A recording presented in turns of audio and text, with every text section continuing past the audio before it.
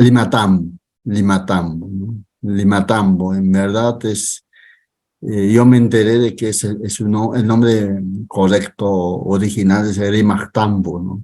Bueno, como muchos nombres que ellos han sido finalmente castellanizados, terminó llamándose pues Limatambo. Y el compañero, y no solamente él, sino que algunos más participaron, y en la participación, yo no sé si conscientemente, eh, eh, lo que hacían era dar a entender una manera un poquito equivocada de entender la cultura, ¿no? En la medida en que aparentemente la cultura eh, lo, lo, lo buscamos en el pasado, y no es así. Tajantemente les digo de que ese es un ejercicio inadecuado. La cultura no habita el pasado, ni siquiera la sociedad y ni siquiera la historia. La cultura, la sociedad y la historia misma son cosas del presente. Entonces, esa aclaración quería hacer, y seguramente en el transcurso de la clase de hoy voy a señalar algunos casos, ejemplos, y seguir comentando también en aras de aclarar esas dudas que, vuelvo a decir, es casi común, ¿no? En cuanto pensamos cultura y sociedad.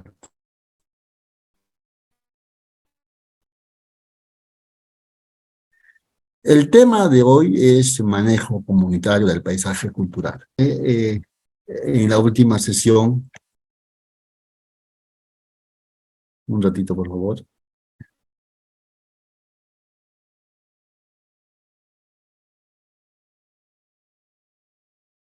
Eh, esta presentación, curso de este diplomado,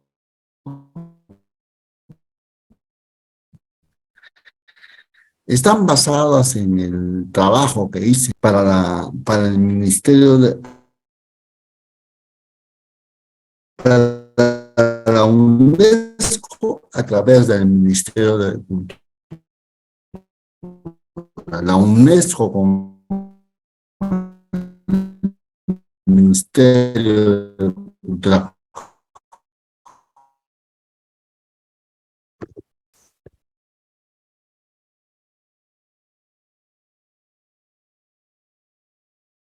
Estimado Mariano, me parece que tienes problema con su conexión.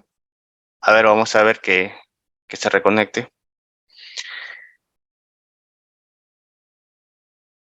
Sí, hay interferencia con su internet, me parece, sí, quizás sin cámara, y para que no haya para que no utilice recursos, ¿no? A ver, vamos a ver un ratito. ¿Ahora está bien? Ya, a ver, sí, la escuchamos. Sí, a ver, entonces yo decía de que el interés, obviamente, casi ya natural de la UNESCO es pues, justamente lograr que lugares como Sondondo, como el Valle de Sondondo, sean declarados como Patrimonio Cultural de la Humanidad. Pero la responsabilidad tal cual no recae en la UNESCO, ni siquiera en el Estado mismo, sino más bien en las poblaciones que habitan estos lugares. En todo caso, tanto la UNESCO como tanto la UNESCO como el Estado lo que hacen es facilitar, ayudar, promover, hacer que estos proyectos pues se encaminen. Entonces, con ese objetivo es que yo fui convocado por la UNESCO y por el Ministerio de Cultura para trabajar el tema, y que esto que yo trabajé se encamine en ese sentido. Entonces, voy a trabajar el día de hoy, esta noche, como decíamos, las características del paisaje cultural, tomando como fuente, vuelvo a decir, el tema del Valle de Sondondo.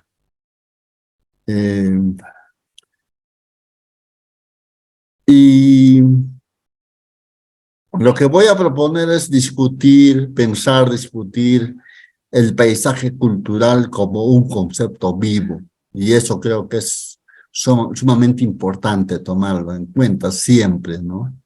Resaltar la palabrita vivo, y no solamente vivo, sino un espacio hiperactivo. Para este caso, vuelvo a decir, la referencia a esta experiencia sociocultural e histórica del Valle de Sondono en Ayacucho. Y acá quiero disculparme con ustedes porque pensé que los participantes tan solamente serían de Ayacucho y me di cuenta que no es así. Algunos de los participantes son de muchos lugares y tal vez no tienen referencia de este valle, y entonces de mi parte eso fue un error. Creo que debí de partir más o menos señalando, indicando dónde es que se ubica este valle, porque si no tenemos referencia del lugar de donde estamos hablando, se hace complicado pues el trabajo de entender o de entendernos. Entonces, una primera cosa que quiero hacer es eso, ¿no? De ubicar el Valle de Sondondo. El Valle de Sondondo es uno de los muchos valles que pertenecen al departamento de Ayacucho. Si nos podemos dar cuenta, el mapa de Ayacucho figura un perrito con la cabeza mirando hacia arriba, con la colita hacia atrás. Y si es un perrito, perdón, la orejita hacia atrás, y si es un perrito, pues aparentemente ese perrito tendría una colita. Hay dos lugares, el Ayacucho Norte y Ayacucho Sur.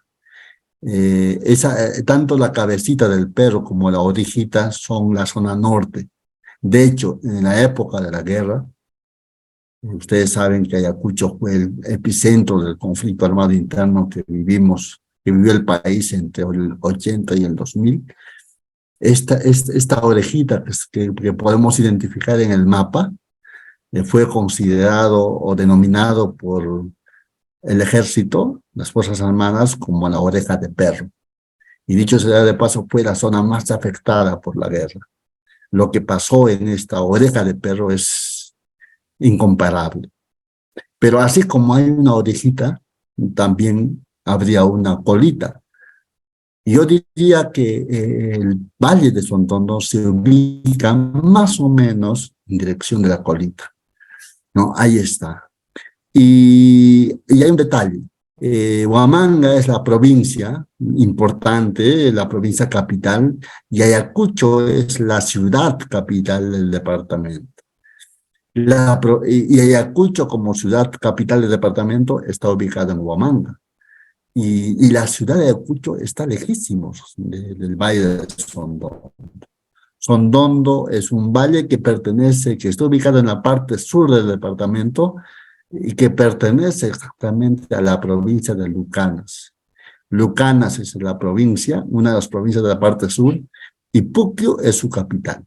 Como sabemos, Puquio fue el lugar donde vivió buen tiempo, gran parte de su vida, José María Arguedas, y Puquio también fue escenario de una de sus novelas, ¿no? Yaguara Fiesta.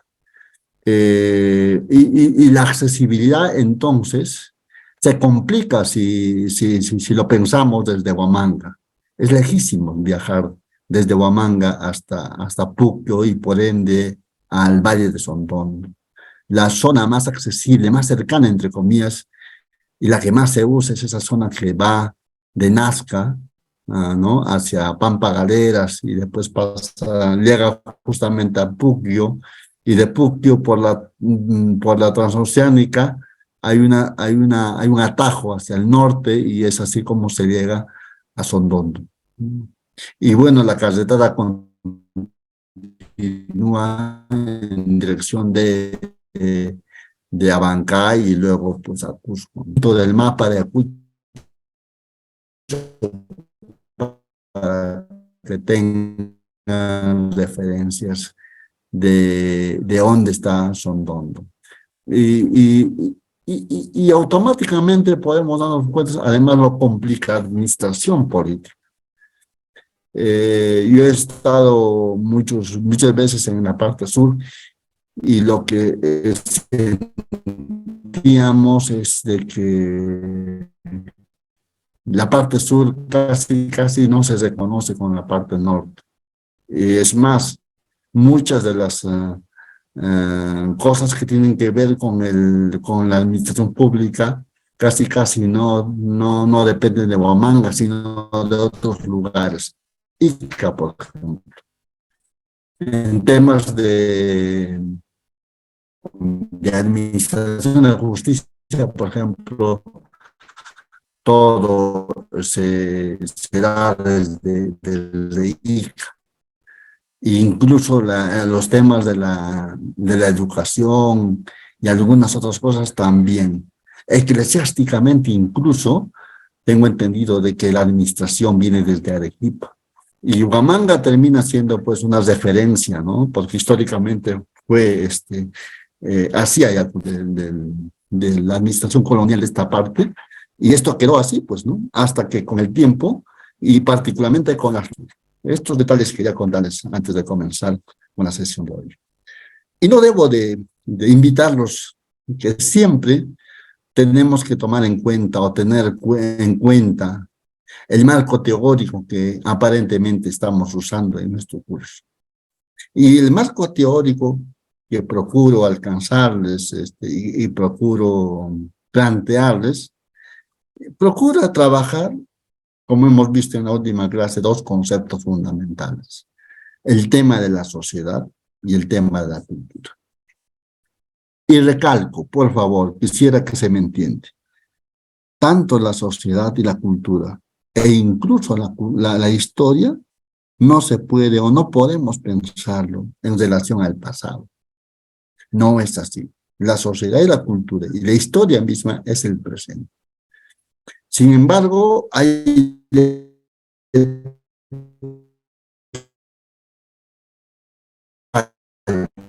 ¿no? A tomar en cuenta, como decía en la última sesión, la sociedad es el grupo de personas no pueden haber individuos, antropológicamente o sociológicamente hablando, no hay individuos, lo que hay son personas. La palabra misma persona es una palabrita, es una categoría sociocultural, ¿no? A diferencia de los psicólogos que sí trabajan con individuos, los científicos sociales trabajamos con personas. Vuelvo a decir, la palabra persona tiene una carga social, tiene una carga cultural y tiene una carga histórica. Por eso es que los antropólogos decimos finalmente que la persona es un ente sociocultural e histórico. Y en tanto las personas, y es justamente lo que nos hace ser personas, es la relación interpersonal, tenemos que tomar en cuenta que las relaciones siempre son tensas. Siempre está mediada por el conflicto, por la tensión. Diríamos, hasta incluso en términos marxistas, está mediada por la contradicción, ¿no? Entonces, el conflicto sería como una de los aspectos que pautan justamente esas relaciones. El conflicto como concepto es una cosa que siempre hay que tomar en cuenta. Es más, el conflicto tal cual, así entendida como algo que regula las relaciones sociales, no es ni bueno y no es ni malo, simplemente existe. O sea, permanentemente los miembros de una sociedad estamos permanentemente conflictuándonos. Es más, antropológicamente hablando, el conflicto es incluso un ritual. Lo asumimos como un ritual. ¿Por qué? Porque el conflicto tiene mucho de magia, es mágico, ¿no? En tanto el conflicto, por ejemplo, además, el conflicto tiene fases, ¿no? Eso lo trabaja bien la Defensoría del Pueblo, por ejemplo, ¿no? Tienen fases, ¿no? Hay una primera fase que es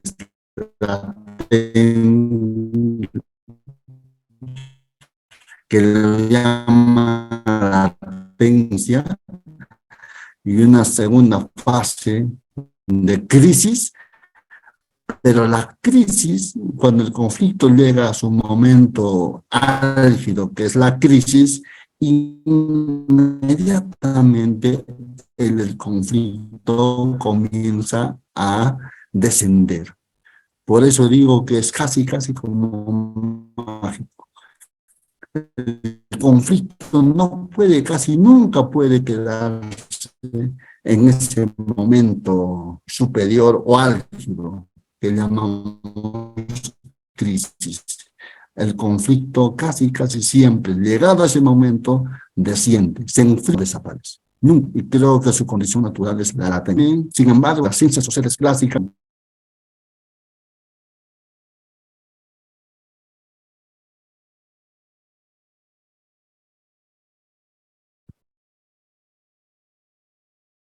Bueno, parece que tiene problemas el docente. Vamos a esperar.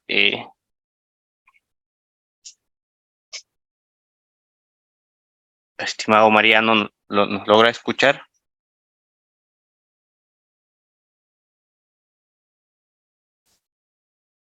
Sí, estimado Mariano, no sé si hay forma de mejorar la conexión de internet que tiene porque hay mucha interferencia, no se está entrecortando, no se escucha fluidamente. Ok, entonces les voy a pedir me dispensen un minutito para buscar una mejor ubicación. Por Sí, favor, un minutito. sí, está bien, no hay problema, esperamos. Entonces sí, mejor esperamos y que se reubique bien. Es correcto, hay que esperar y ya vamos a mejorar la clase. El PPT se va a subir a la plataforma virtual como se ha mostrado, ¿sí? Al final de la clase. A veces hay algunos cambios y bueno, se hace, ¿no? Se sube al campus virtual para que lo tengan.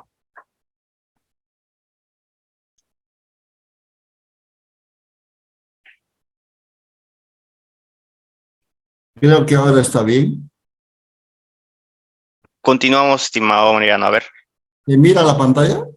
Sí, estamos viendo lo que ha compartido.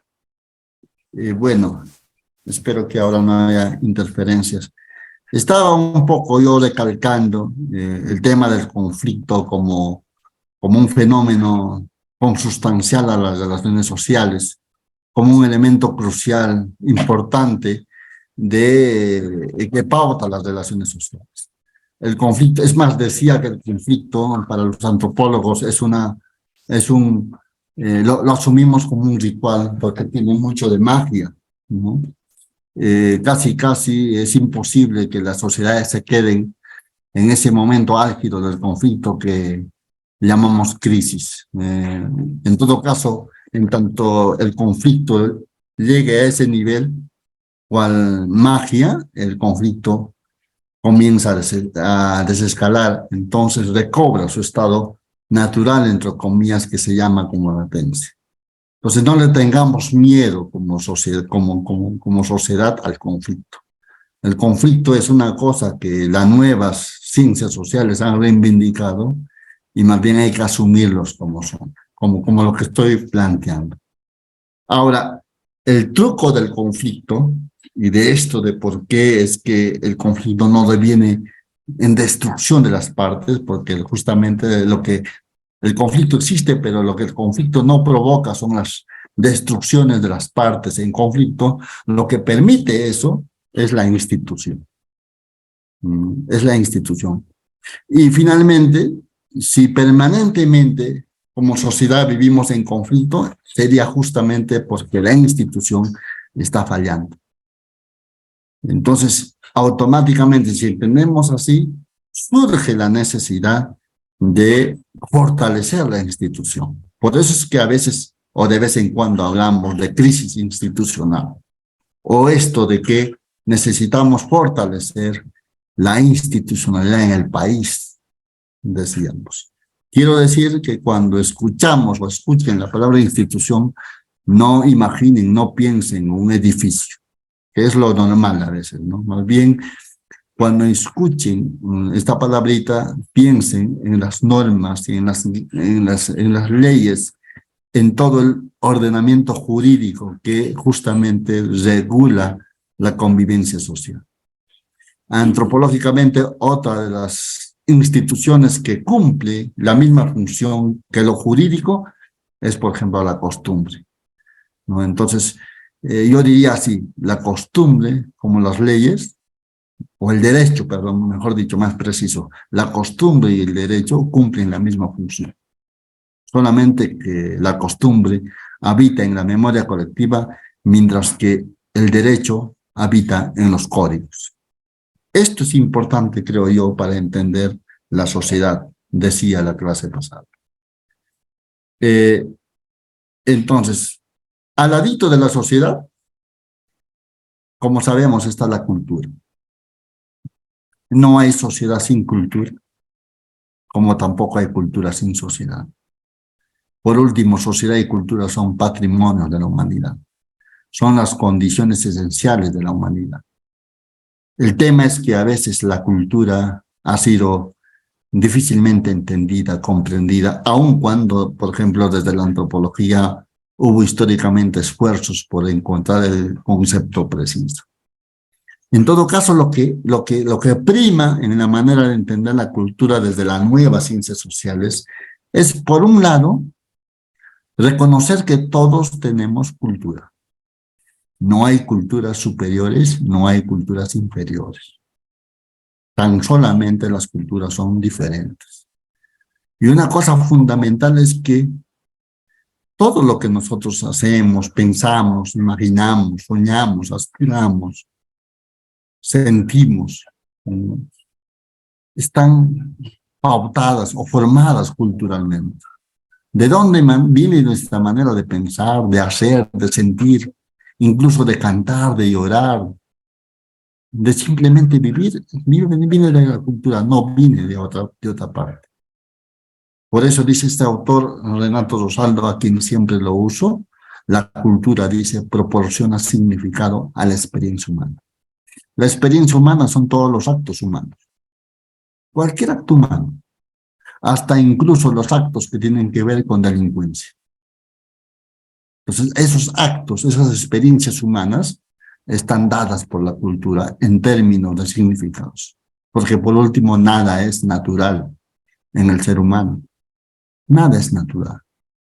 Estoy hablando antropológicamente. Bueno, biológicamente sí vamos a ver cosas naturales, pero antropológicamente o sociológicamente nada es natural en el ser humano. Todo es cultural y todo es social. Y en la medida, y en tanto estoy diciendo de que la cultura es, diríamos así, universal, en tanto es condición humana, la cultura lo es todo. Lo es todo. Simplemente es así, lo es todo. Abarca lo cotidiano, lo esotérico, lo mundano, dice lo exaltado, lo ridículo y lo sublime. En cualquier nivel, la cultura penetra todo, dice este autor. Por ejemplo, ¿no? Las cosas que tienen que ver con, que aparentemente son ridículas.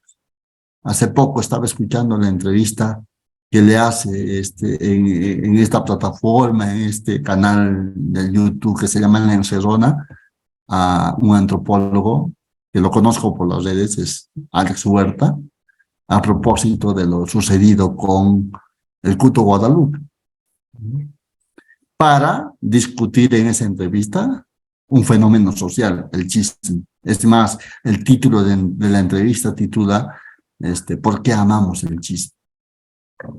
Y el chisme aparentemente es una cosa ridícula. ¿No?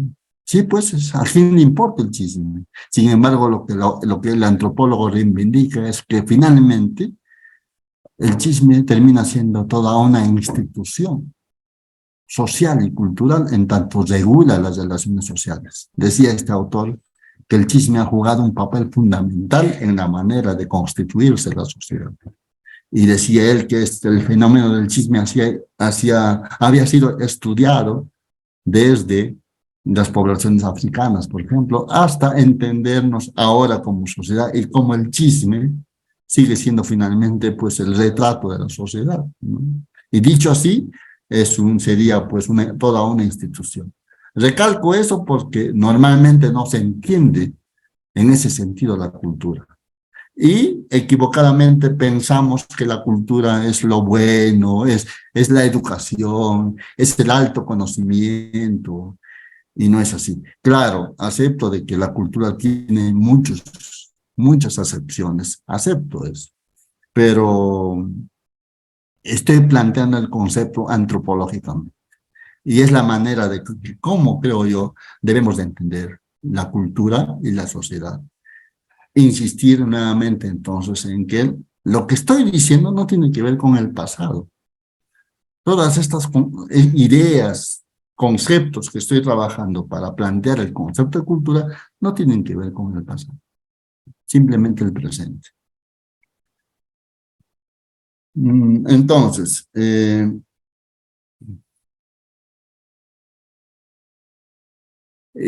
decía acá, si esto es así, tanto la sociedad como la cultura deben de pensarse y asumirse o tomarse en cuenta siempre desde el presente, nunca desde el pasado. Y por eso empezaba esta sesión comentando los comentarios que nos habían hecho en la última clase, ¿no? En tanto sentía de que para ver la cultura del pueblo hay que ir al pasado. Y eso les digo con contundencia que eso no es así. ¿Quieren saber la cultura del pueblo? Simplemente fíjense en el presente. Simplemente fíjense en el presente. Enfocarse y trabajar el presente. Ahora, enfocarse y trabajar el presente nos lleva inevitablemente al pasado. No, por eso se dice, ¿no? Casi como un cliché. No hay manera de entender el presente si no revisamos el pasado. Entonces, si uno meticulosamente trabaja el presente, se va a dar cuenta de que para entender ese presente hay que ir al pasado, porque el presente está lleno del pasado, porque el pasado está en el presente.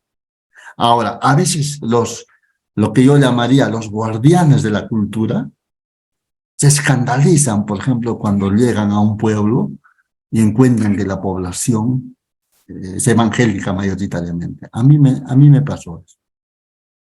Me pasó. O sea, fui a un pueblo, Oñandi se llama aquí en Ayacucho, y me dijeron así, que casi el 80 o 90% de la población era evangélica. Y los guardianes de la cultura que hoy llamo se escandalizarían y dirían, wow, acá ya la cultura no hay. ¿Por qué? Porque para los evangélicos pues ya no se hace culto a la tierra, a la Pachamama, los evangélicos ya no hacen fiestas patronales, etc. Entonces ya no hay cultura, se terminó la cultura. Y eso no es así. No es así, ¿no?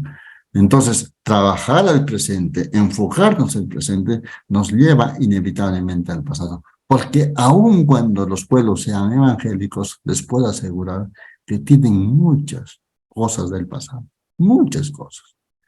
¿No? Claro, no en el sentido de cómo queremos, pero sí en otros sentidos, porque finalmente es lo normal, es lo que sucede con la cultura. La cultura tiene la cualidad de cambiar, de reinventarse, de revisarse, de adecuarse, ¿no? Es más, nosotros que aprendemos teóricamente de la interculturalidad, nuestros pueblos lo viven cotidianamente. Y vamos a ver algunos videos, algunas fotografías a través de las cuales les quiero justamente hacer notar de cómo es que mientras nosotros estamos estudiando o capacitándonos para lo que se llaman enfoques de interculturalidad, nuestros pueblos por sí mismos ya lo están viviendo.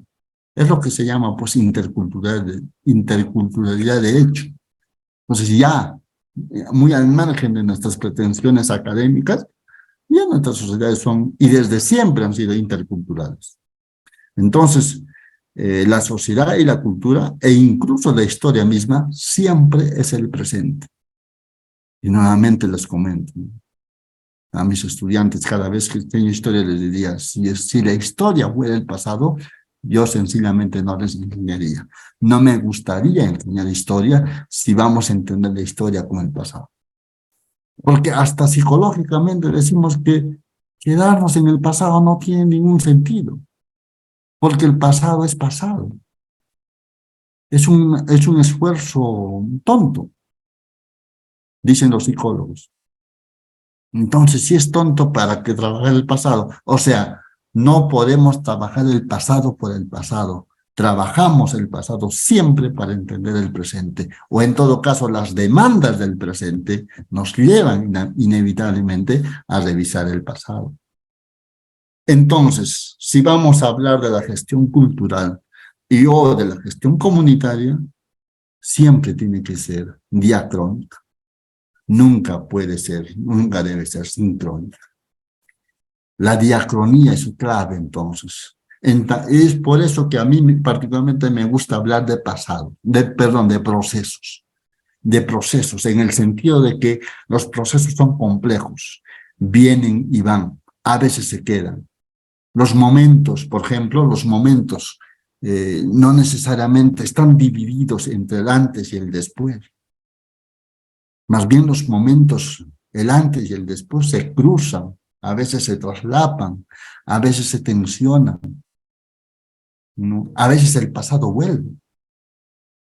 Por ejemplo, para pensar lo que está pasando en el país en términos políticos, por ejemplo, hay algunos historiadores que están escribiendo y diciendo que hemos vuelto a ser una sociedad autoritaria, que los políticos están volviendo al autoritarismo del siglo XIX, del siglo XVIII, del siglo XX, dicen así. Porque dicen eso porque aparentemente hemos apostado por la democracia, pero ¿cómo volvemos entonces al autoritarismo? Es porque los tiempos históricamente o sociológicamente o antropológicamente, los tiempos, como digo, no se dividen entre un antes y después así tajantemente. Por eso a mí particularmente me gusta hablar de procesos más que de momentos. ¿No? Entonces yo quería hacer esta poquito larga introducción para insistir en que si queremos pensar o trabajar estos temas que tienen que ver con la sociedad y la cultura, nunca hay que ver desde una perspectiva pasadista, sino más bien desde una perspectiva del presente. A ver, si de repente hay alguna intervención, opinión, alguna consulta, algo para continuar.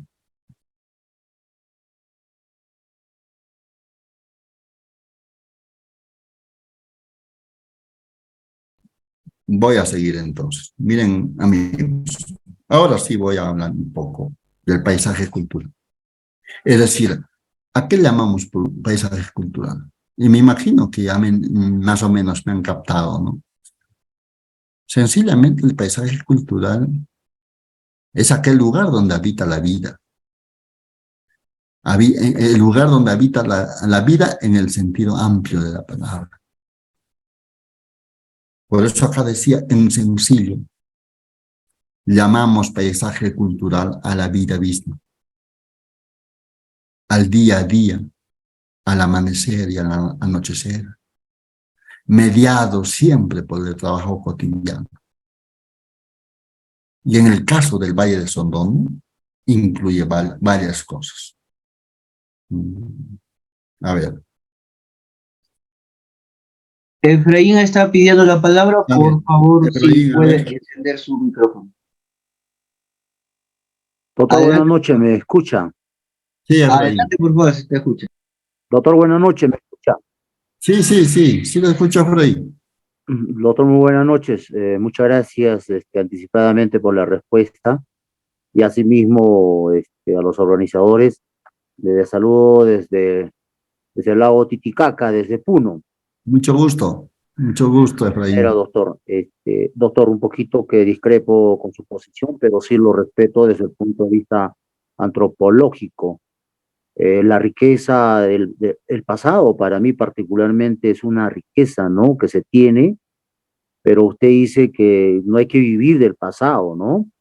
Yo tengo una experiencia muy triste, por ejemplo, en el sentido acá, en el altiplano, los quechuas y los aymaras, y netamente quechua, somos muy arraigados a nuestra cultura, y lo mantenemos nuestra cultura, y lo respetamos nuestra cultura, obviamente teniendo las épocas que se ha vivido de lo que es la pre-Inca, conquista, virreinato, XX.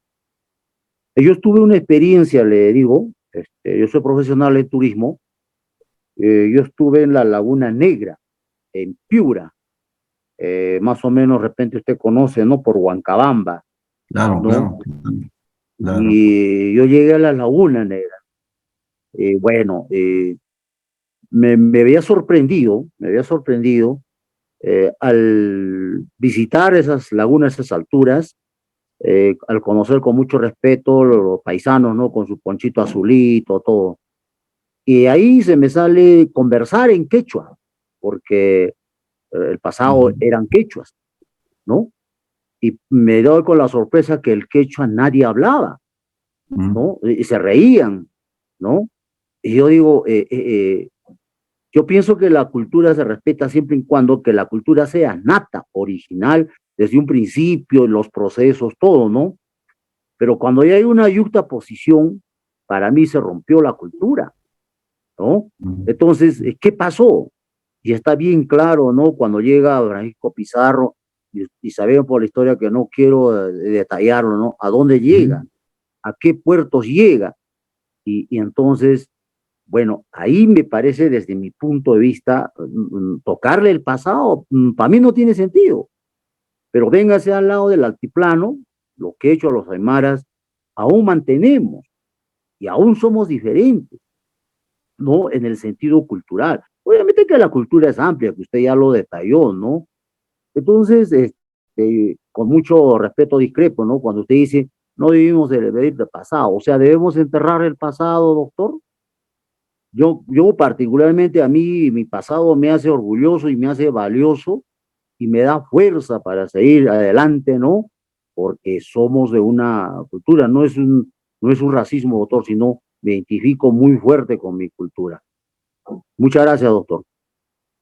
Y muchas gracias a ti, Efraín. Muchas gracias y qué bueno que participes desde esa hermosa región de Puno, ¿no? De Puno, este escenario de los últimos acontecimientos y referencia inevitable cuando pensamos la política en el Perú, al menos en estos tiempos. Efraín, gracias por tu participación, pero desde ya te digo que creo que entre lo que tú dices y lo que yo estoy diciendo no hay contradicción. No es que tú estás en contra o yo estoy en contra. Lo que estoy planteando, y gracias porque me permite aclarar en todo caso, lo que estoy planteando es que de ninguna manera estoy negando el pasado, porque el pasado está allí, incolme en el tiempo, casi petrificado, o sea, el pasado es el pasado, por ejemplo, te digo, ¿no? O sea, yo no estoy queriendo borrar el acontecimiento de la batalla de Ayacucho, aquí en la pampa de Quinoa. O sea, ese es un hecho histórico fehacientemente demostrado por los historiadores. O como tampoco de ninguna manera voy a negar lo que se dice de la leyenda de Manco Cápac y Mama Ocllo, que salieron justamente del lago Titicaca para luego fundar el imperio de los incas. O sea, es más, sabemos los antropólogos que las leyendas se afincan en realidades concretas. O sea, eso no estoy negando. Lo que estoy diciendo es de que es que notaba yo una preocupación, Efraín, notaba una preocupación en el sentido de querer trabajar cultura, es algo así como escarbando en el pasado, hurgando en el pasado. Y en ese esfuerzo de hurgar en el pasado, no tomamos el presente. Y es más, y a veces el presente nos puede aterrar, incluso como decía cuando ponía el caso de los evangelios. Y eso, les digo que eso es un error. Metodológicamente, para ver el tema de la cultura hay que trabajar el presente. Y te puedo asegurar que el presente tiene mucho del pasado, Efraín. Tiene mucho del pasado. Y bueno, ejemplos te puedo contar. Por ejemplo, en el mundo aymara un personaje célebre es el Sáhara. Y el Sáhara está tan presente en la colonia como en ahora. Pero imagínate, Efraín, ¿cómo conocí al Sáhara? ¿Cómo me di cuenta del Sáhara? ¿Sabes cómo? Escuchando la música puneña, por ejemplo. Pero no la música puneña del pasado, sino la música puneña del presente. Y es ahí que yo me pregunté, ¿y de dónde viene la figura del Sáhara? ¿Quién es el Sáhara? Y querer entender o conocer al Sáhara, inevitablemente me lleva al pasado. Entonces me voy dando cuenta que el presente, que el pasado está en el presente. Lo planteo, digo, metodológicamente, de ninguna manera estoy negando el pasado. Nuestros pueblos tienen un pasado rico, riquísimo. Por último, somos hechura de ese pasado. Pero tampoco es que nuestros pueblos se quedan en el pasado. El pasado se va, o la cultura se va reinventándose, y siempre fue reinventándose, Efraín, siempre. Entonces, por eso decía que la cultura hay que entenderlo en el contexto de esa dinamicidad. No, por eso decía, la gestión comunitaria hay que trabajar diacrónicamente, no sincrónicamente. Eso. Y con algunos ejemplos que voy a yo mostrarles, se van a, espero, dar cuenta de lo que estoy diciendo. Gracias, Efraín. Entonces, en la idea mía de querer plantearles de cómo se entiende el paisaje cultural, particularmente el Valle de Sondondo, a continuación voy a mostrarles muchas cosas en la idea de entender el concepto de paisaje cultural.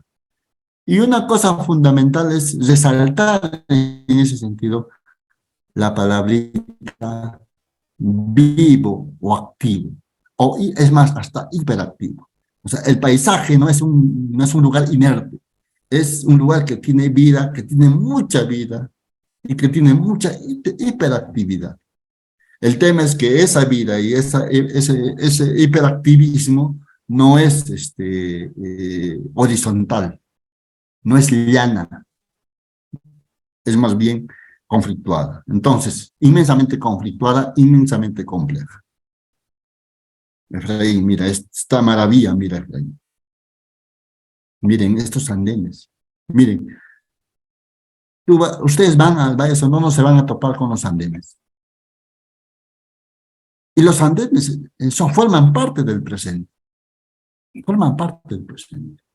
Esto para mí no es el pasado, esto es el presente. ¿Por qué el presente? Porque la gente vive, usa el andén, usa los andenes, o sea, le saca provecho a los andenes. Es más, yo diría que es la forma más eficaz de administrar territorio y de administrar el recurso agua. Porque miren, es toda una tecnología que permitió hacer vida allí donde aparentemente no podía haber. Es ganarle terreno al terreno, a este lugar escabroso, accidentado. Mira, pero reivindico el presente, es una fotografía del presente. Y claro, la pregunta es, cuando uno toma esta fotografía, la pregunta es esa, ¿y de dónde viene esto? Y responder esa pregunta, por eso digo, inevitablemente nos lleva al pasado. Inevitablemente, y nos vamos a dar cuenta que el pasado está en el presente. Ahora, el andén se estará manteniendo como fue mantenido antes, ya les decía la vez pasada que no. Por ejemplo, los andenes están reconvertiéndose en su uso. Los expertos, que son los propios habitantes de la zona, me decían que esto es contradictorio porque originalmente estos andenes estaban destinados a la producción del maíz. Pero ¿qué creen? Ahora se está reconvirtiendo y está dejándose de cultivar maíz para cultivar alfalfa, porque la ganadería se está incrementando porque comparativamente con la agricultura es pues más ventajosa, decían los campesinos que siguen usando estos andenes. Entonces, un elemento fundamental a tomar en cuenta como una forma de administrar el recurso suelo, es como están notando acá, son los andenes. Y yo les decía que los andenes forman parte fundamental del paisaje cultural del Valle de Sondón. Miren,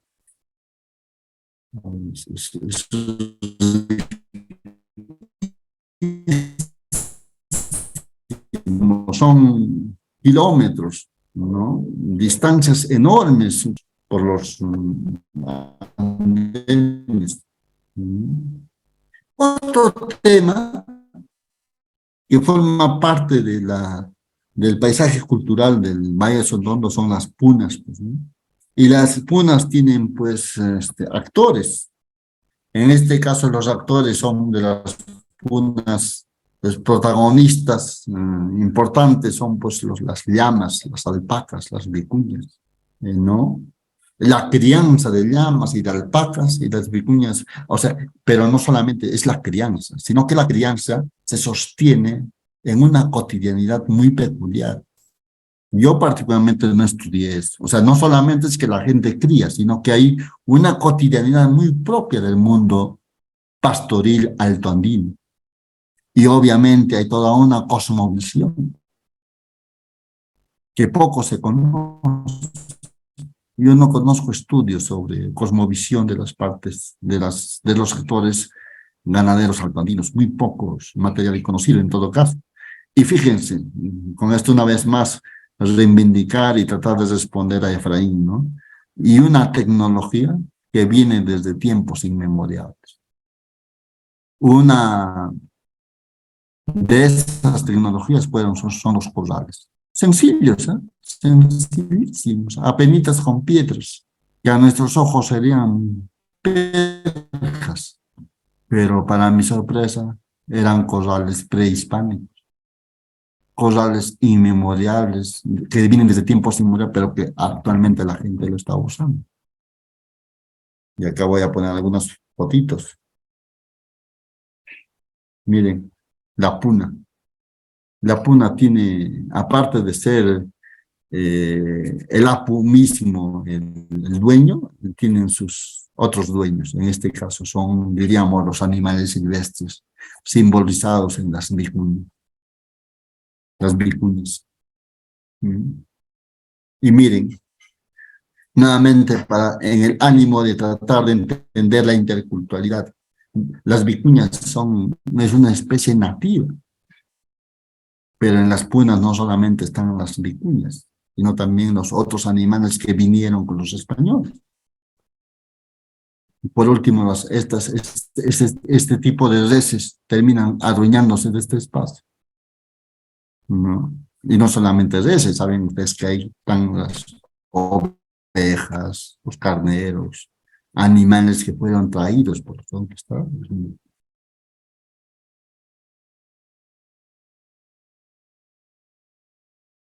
Entonces, acá están las vicuñas, acá están y los corrales, ¿no? Los corrales, como les decía. Y estos corrales, a mí me sorprendió cuando me explicaron y me dijeron que estos corrales son prehispánicos.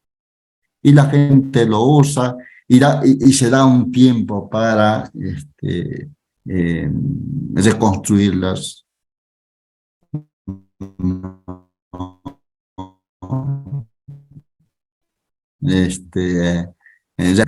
Pero sí, estos corrales son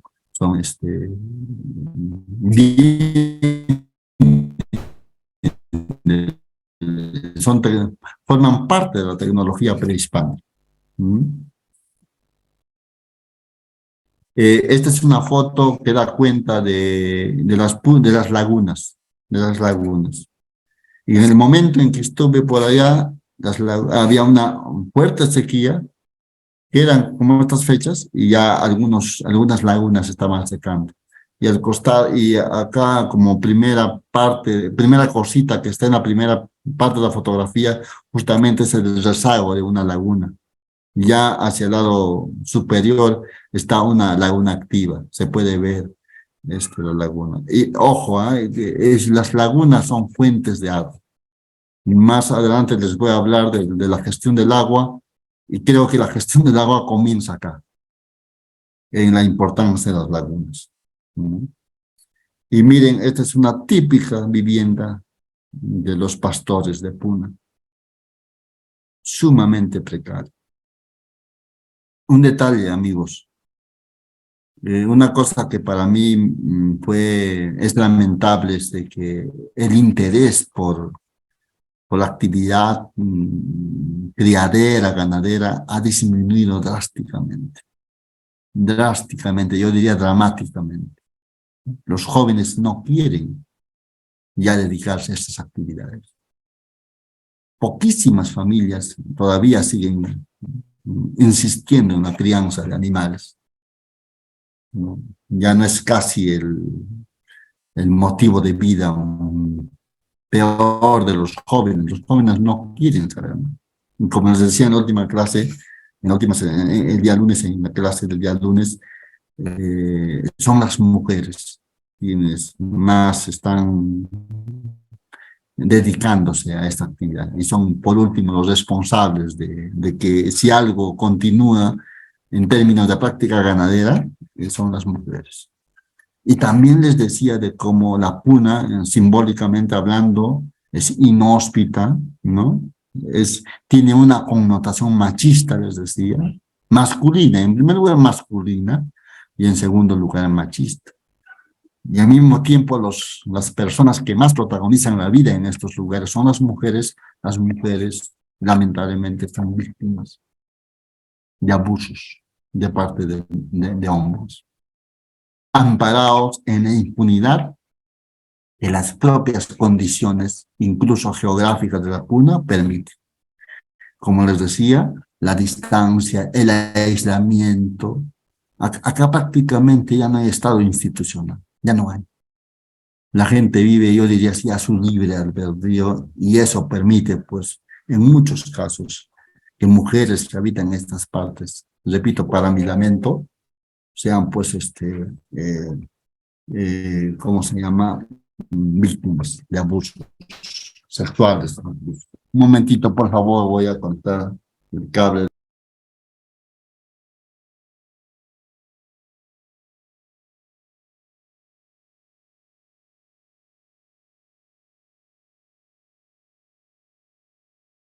Bien, estimados, mientras conecta o arregla su cable, recordarles de que al inicio de la clase nosotros habíamos previsto o compartido con ustedes que hay algunas normas para el mejor desarrollo de las sesiones, ¿no? Una de ellas era que cuando el docente pedía la participación, los que desean intervenir podían levantar la mano, cosa que así levantar la mano, activar su audio y encender su cámara para que puedan participar. Es metodología del docente cuando pide intervenciones o en todo caso da la participación. Algunos pueden hacerlo de acuerdo al desarrollo de su clase al finalizar o de repente pues de forma dialogante durante toda la sesión del curso. Lo otro es que las preguntas y las intervenciones tienen que ser puntuales, referentes a la clase. Y las clases obviamente duran 2 horas cada sesión, ¿no? Se inicia a las 8 y se termina en todo caso a las 10. Eso y en todo caso yo pido la comprensión de cada uno de ustedes para que podamos avanzar también con las sesiones respectivas.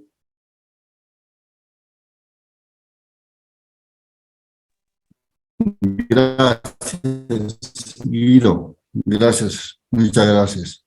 Entonces, esta es una vivienda típica. Es así, las viviendas son así. Pero en el Valle de Sondón no solamente hay puna, sino también hay lugares o motivos turísticos, ¿no?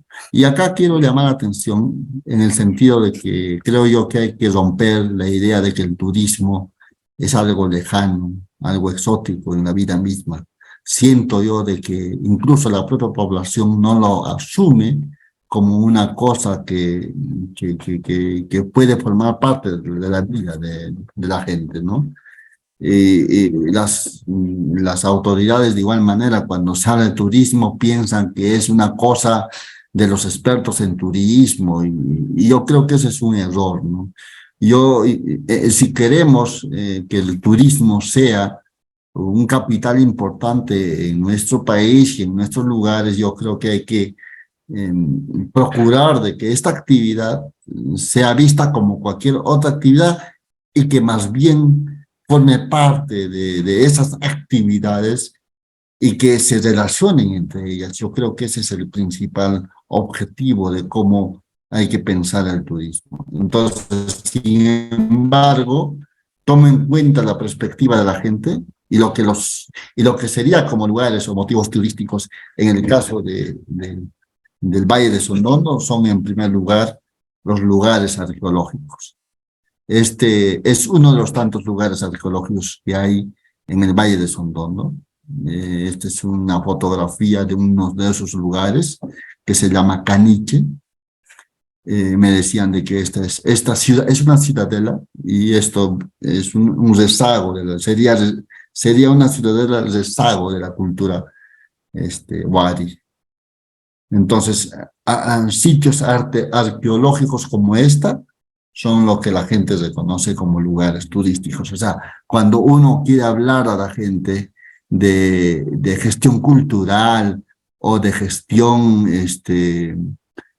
sí, pues, cultural, de temas culturales, inmediatamente la gente asocia a lugares o exclusiviza esa idea a lugares arqueológicos. Sabemos que los lugares arqueológicos son un elemento fundamental de la actividad turística, pero no es todo. Y por eso digo, muchas veces el presente no forma parte de la oferta turística. El presente no forma parte.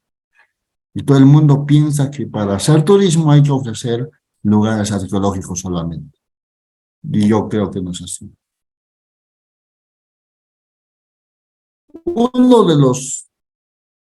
Una de las actividades o lugares que llaman fuertemente la atención en el Valle del Cóndor es lo que se llama, ¿no? El Mirador del Cóndor.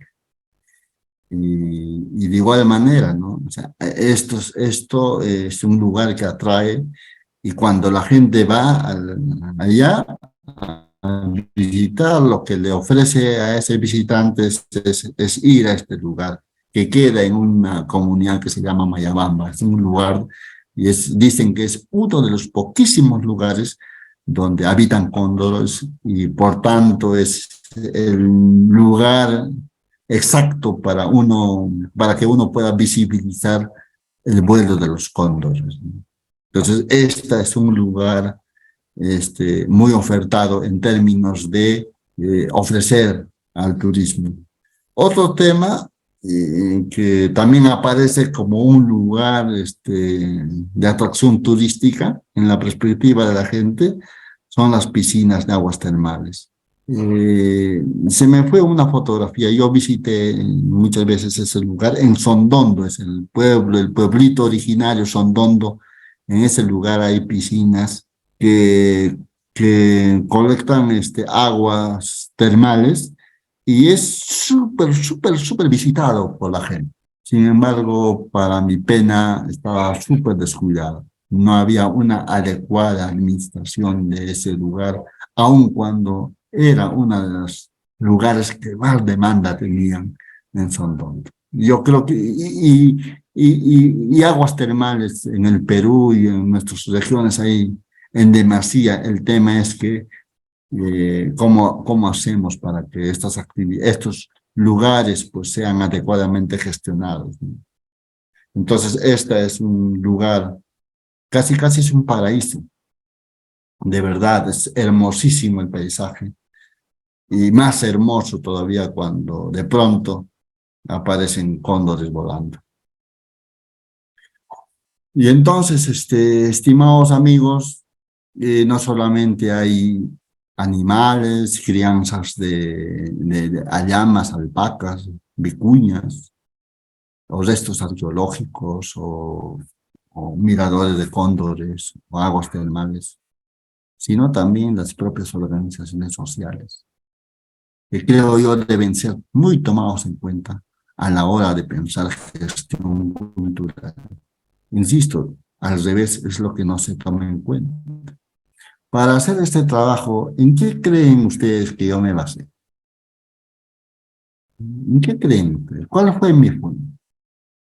con claridad les digo que mi fuente fue, por ejemplo, mi principal aliado fue la comunidad campesina, fueron las comunidades campesinas. No hay mejor manera de trabajar gestión cultural si no se apoya, si no nos apoyamos en la comunidad campesina. Ni siquiera el municipio, diría, porque aparentemente el municipio aparecería, ¿no? Pero en verdad les digo, ni siquiera el municipio. Yo reivindico acá a las organizaciones sociales y principalmente a las comunidades campesinas.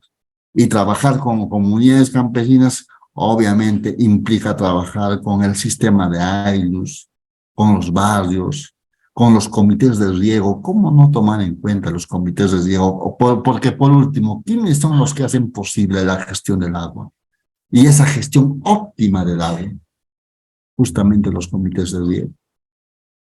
La administración del agua, la gestión del agua, es una administración que viene de la época colonial, de la época prehispánica, ¿no? Si los andenes vienen de la época Wari, esos andenes no podían existir sin canales de irrigación. Entonces, esos canales también que conducen agua a los andenes son prehispánicos. Y la existencia de esos canales obligó que la población se organice en comités de riego.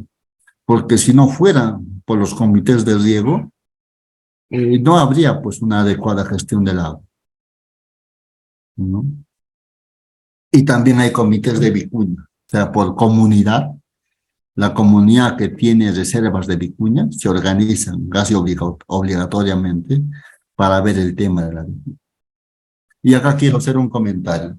Una actividad importantísima de lugares, de comunidades que conservan vicuñas, es por ejemplo el Chaco. Y ustedes habrán escuchado incluso invitaciones a participar en chacos y siempre con afán turístico. Y yo también sucumbí a eso y pensé que el Chaco podía ser una oferta turística más. Y pensé que la comunidad hacía esa actividad para atraer turistas nada más. Bueno, nuevamente, pequé de inocente. Ya estando ahí me di cuenta que el Chaco no tiene que ver con el turismo. En verdad no tiene para nada, no tiene que ver con el turismo. El Chaco es una actividad a través del cual se busca cuidar a los animales, a las vicuñas. Y si tomamos en cuenta que en la pandemia no se hicieron chacos, ya podemos imaginarnos qué pasaron con las vicuñas. Por eso es que en el texto que yo escribí sobre la pandemia en el Valle de Sondono, un capítulo trata sobre las otras víctimas de la pandemia. ¿Y qué creen? ¿Quiénes eran las otras víctimas? Las vicuñas. Y curiosamente la otra víctima era San Isidro Labrador. San Isidro es el santo patrón del Valle del Sondono. ¿Y por qué víctimas? Porque por la pandemia ni el Chaco se llevó a cabo, ni la festividad en honor a San Isidro Labrador. Porque San Isidro Labrador preside la fiesta del agua, ¿no? Entonces es por eso que en ese informe yo destiné un capítulo para pensar de cómo es que mientras el Estado y nosotros mismos pensamos en víctimas humanas, no estábamos tomando en cuenta que también habían otras víctimas. En este caso las vicuñas y el propio santo patrón, San Isidro Labrador. Entonces, hay muchas organizaciones de mujeres, bastantes organizaciones de mujeres. Y claro, las asambleas comunales son parte sustancial de la vida campesina.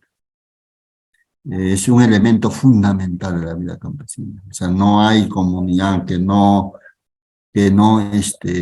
tenga asamblea comunal. Yo creo que lo que sostiene a las comunidades campesinas son las asambleas. Y las asambleas comunales no solamente cumplen la función de administrar la propia comunidad, sino las asambleas comunales incluso, y eso lo dicen muchos antropólogos, cumplen incluso funciones terapéuticas. Entonces, acá hay que hacer todo un mapeo, y es lo que nosotros hicimos, para pensar una gestión comunitaria de los paisajes culturales. Entonces, destacamos qué cosas. Ya les decía, las comunidades campesinas, los ayllus y o los barrios, hay que distinguir ayllus versus barrios, los comités de riego, los comités de vicuña, las organizaciones de mujeres, y ojo, y los promotores culturales o de turismo. Hay bastante, increíblemente, una cosa con la cual me sorprendí es eso. O sea, hay pobladores que tienen esta afición por la promotoría cultural. Nunca han estudiado nada de turismo, pero son quienes están promoviendo la cultura en los pueblos. El tema es que no son a veces muy reconocidos o tomados en cuenta, pero sí hay, en cada comunidad he podido notar que hay personajes que están inmersos en la promoción cultural. Son quienes recaban distintas cosas que tienen que ver con la cultura, música, danza, teatro. Son quienes se preocupan, por ejemplo, por mantener los lugares arqueológicos, los que están, por ejemplo, en Andamarca había una asociación promotora del cuidado del medio ambiente, por ejemplo, y así habían bastantes experiencias de personas que sin recibir nada a cambio, estaban bregando porque la cosa cultural, arqueológica o histórica no se deje de lado. Y como los decía, las propias asambleas comunales. Esta es un slide en donde quise evidenciar la forma de cómo trabajamos.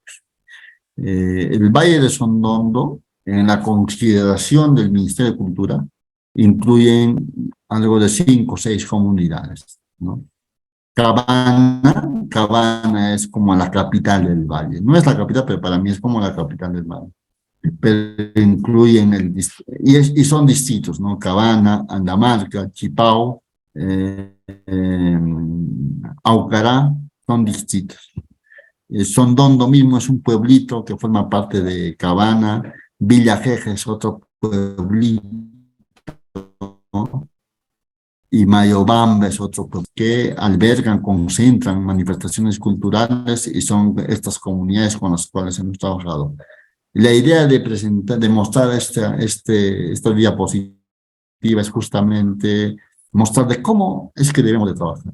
Ahí estamos reunidos con campesinos, mujeres y varones, y es a partir de ellos que pudimos elaborar este documento que finalmente está ahí en el internet, ¿no? Que trata sobre la gestión cultural del Valle de Sondondo.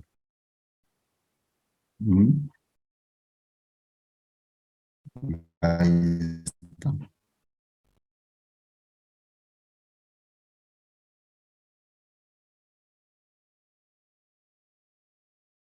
Y, por ejemplo, cuando yo reivindico el presente, y lo reivindico además porque noto de que no se toma muy en cuenta a la hora de pensar la cultura.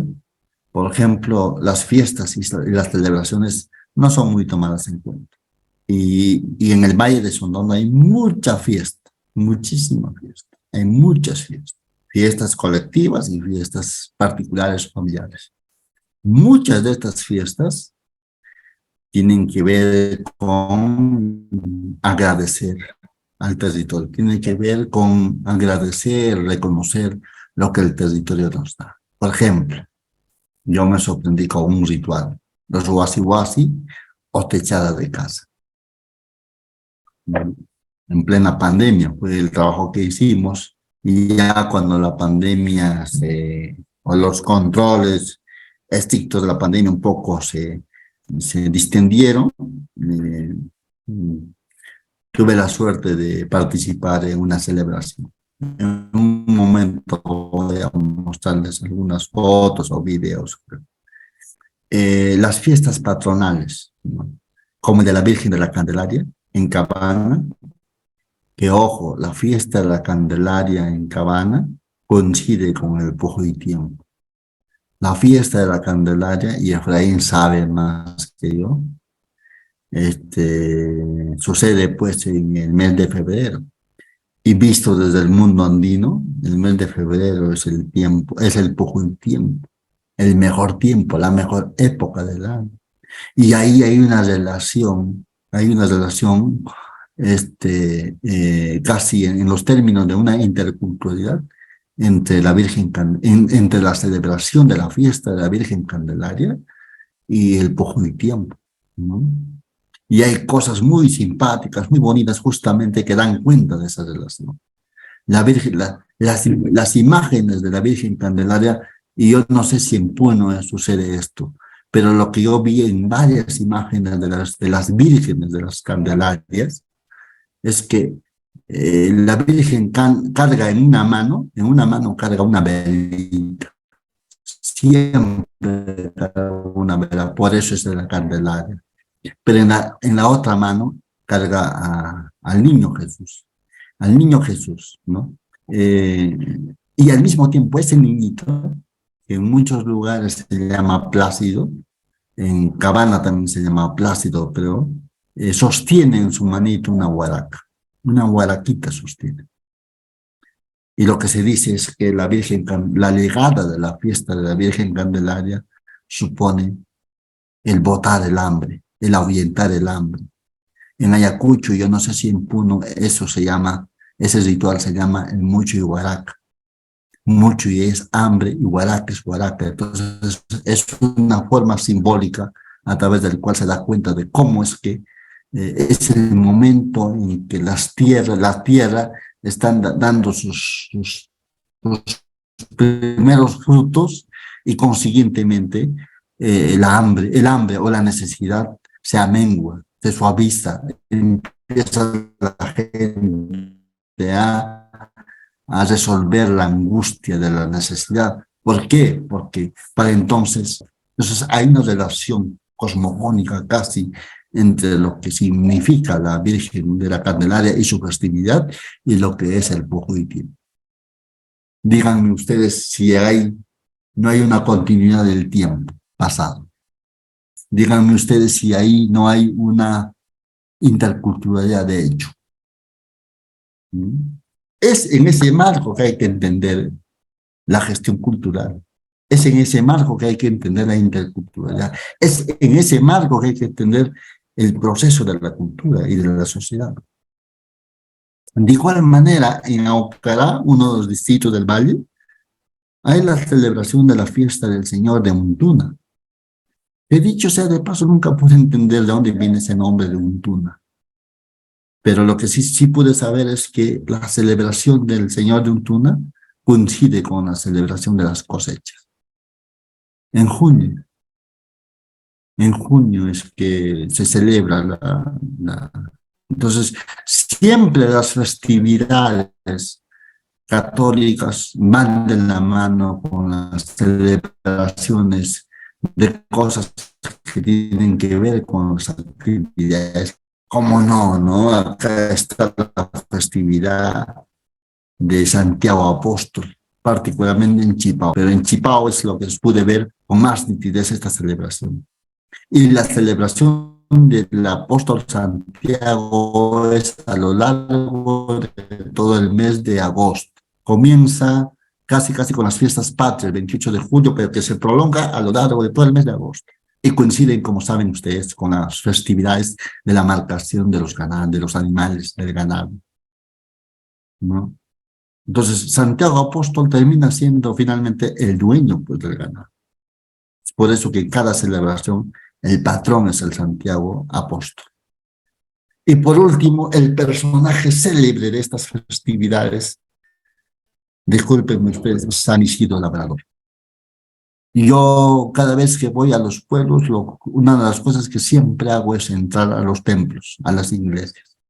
Y es lo que hice, y una cosa me sorprende, es que en todos los templos del Valle de Sondón, está la imagen de San Isidro Labrador. En todo el valle, en todas las... Y San Isidro Labrador es quien preside las fiestas del agua. Y las fiestas del agua, esto que en quechua llamamos el Yarjaspi, significa el inicio del año agrícola, ¿no?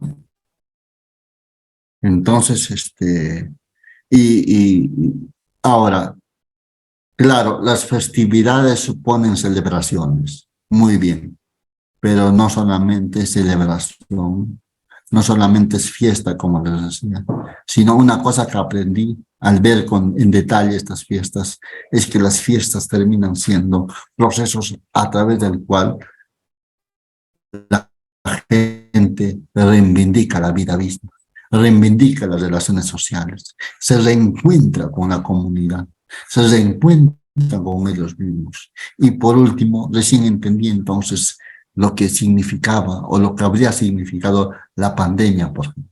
Una cosa que no tomamos en cuenta casi nunca es que es de qué manera la pandemia, y en tanto la pandemia restringía estas actividades, habría afectado la vida colectiva.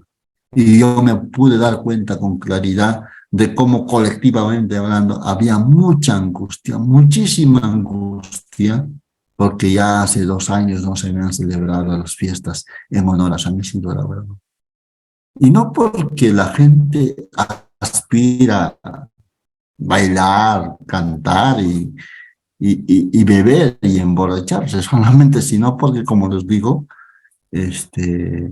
permite el reencuentro social, la reafirmación de la vida, la reafirmación de los lazos sociales. Por ejemplo, en la festividad de la fiesta del agua, hay mucha gente que se fue, que emigró y que para la fiesta vuelve. Pero no solamente vuelven, sino que justamente al volver se reintegran, se renuevan estos lazos con la comunidad y con los familiares. Imagínense un contexto en el cual, por lo que ya sabemos, esas visitas, esos retornos no se producían, y ya nos podemos imaginar lo que significaba en la angustia colectiva de la gente. Por eso es que creo yo que hay que estudiar las fiestas, no solamente por las fiestas, sino por lo que permiten en términos sociales y en términos culturales. Entonces, como les decía, si hay alguna pregunta hasta acá. Perdón, en un momento voy a mostrarles algunos videos muy artesanales, porque apenas son videitos que yo pude registrar con mi celular, pero creo que va a ayudar mejor a entender esto que les estoy diciendo.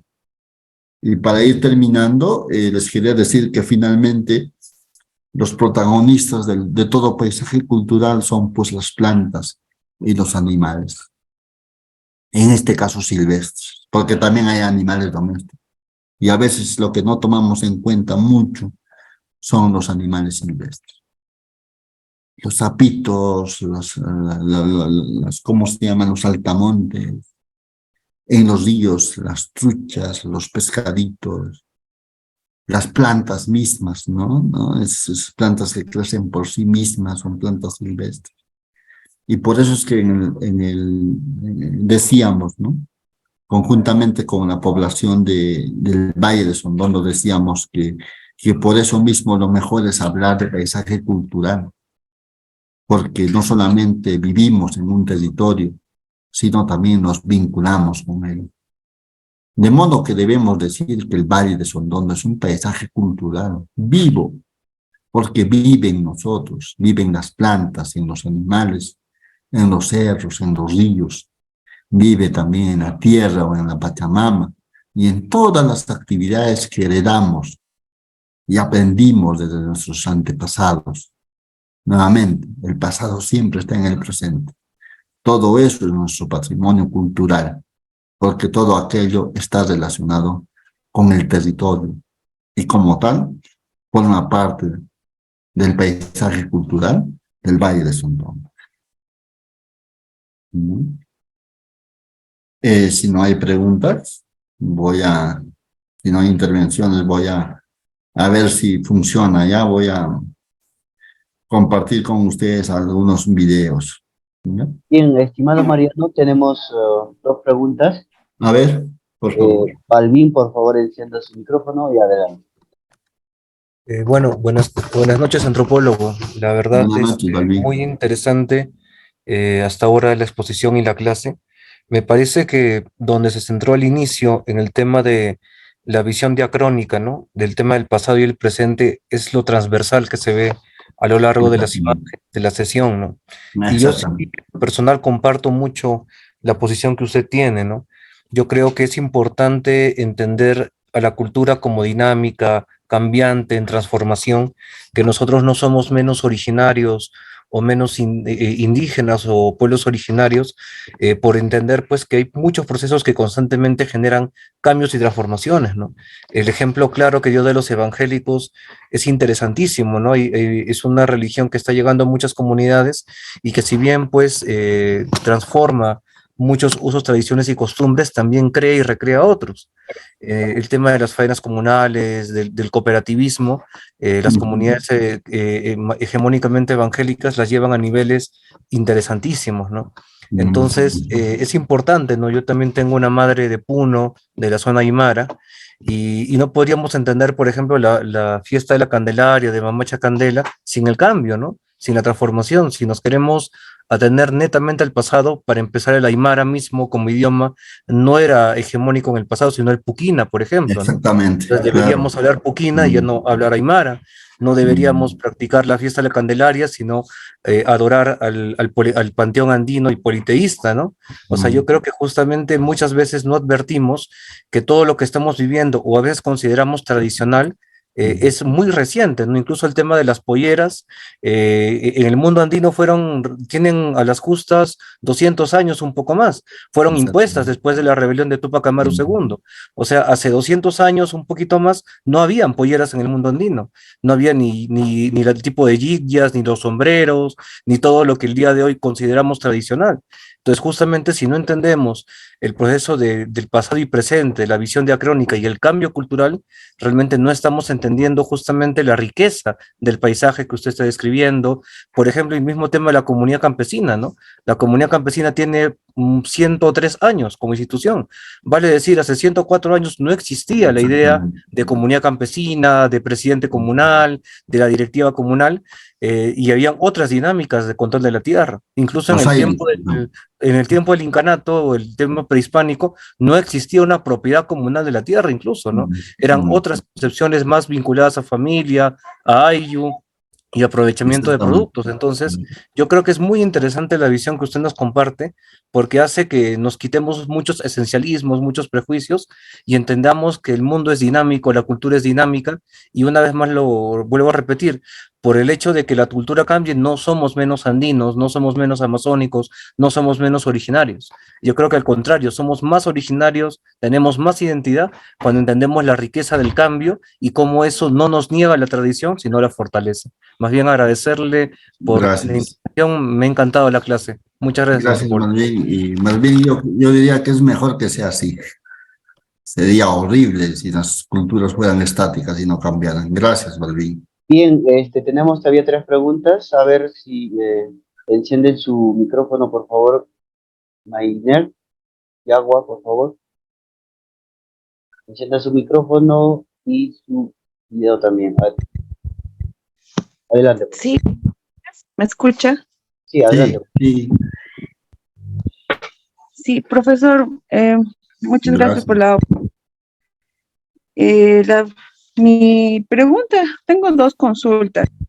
Una es, el turismo, si bien es cierto, trae desarrollo de diferentes aspectos a las comunidades y pueblos originarios, pero porque también se vuelve pues parte de la cultura de la población. La consulta sería, ¿cómo evitar no llegar a la mercantilización de la cultura? Por ejemplo, en los Uros, en el lago Titicaca, en donde el visitante muchas veces se da cuenta, y he escuchado de que el turista cuando llega se da cuenta de que todo está demasiado puesto Mercantilizado. para el comercio, ¿no? No es ya una original, natural, una original, vamos a decir. Entonces pierde el valor, pierde su valor patrimonial. Claro. Y ¿cómo ahí hay un delicado hilo, yo creo, cómo evitar no llegar a esta mercantilización de la cultura que también es un fenómeno ya del mundo postmoderno. Eso sería la primera consulta. Y la segunda consulta, hay diferentes proyectos de ley que están llegando a los gobiernos regionales, promovidos por los congresistas, para declarar de interés nacional diversos sitios arqueológicos. También en ese sentido, los congresistas, pues un poquito me voy a salir del tema, están pues para promover, para crear leyes, ¿no?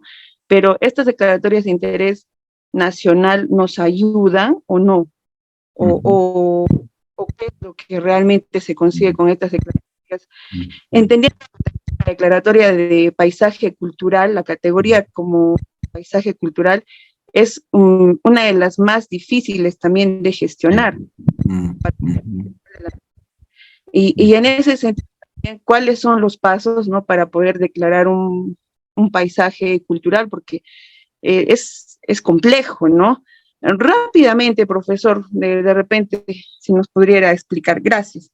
Gracias. Sí, estimado Gracias. profesor, a ver si le damos Ya, también está bien. a Richard Juárez y después a Saucedo, y cosa que así respondemos de nuevo. Está Por bien. favor, encienda su micro, Richard. Estimado, por favor. Sí, buenas noches, profesor. Sobre todo agradecer por esta ponencia muy interesante. Lo que quería comentar era lo siguiente, ¿no? Usted ha tocado el tema de que cada actividad agrícola está asociada a un patrón católico, ¿no? De una u otra manera. Creo que esa forma que hicieron la imposición cuando llegó el cristianismo o el catolicismo al Perú no fue de todo completo, porque todas las poblaciones en el norte, el centro y el sur del país mantienen la tradición todavía de tener sus usos y costumbres ancestrales, y ha permitido de que convivan, ¿no? Y eso es interesante porque encuentras una procesión de un santo o de una virgen, pero está acompañado de una fiesta tradicional que se ha mantenido de antaño, ¿no? Entonces, el otro punto era sobre el turismo, ¿no? Pensamos generalmente que un resto arqueológico ya es un atractivo turístico, ¿no? Pero para hacerlo atractivo necesita trabajar todavía el tema de la infraestructura asociada, ¿no? Para darle la seguridad. Los turistas van a llegar cuando encuentran un espacio de seguridad, tanto para su salud como para sus bienes, ¿no? Entonces, ahí tiene que trabajarse. El otro tema es, yo creo que formar y fomentar el tema del orientador turístico a partir de lo que viene a ser la ley de los guías de turismo.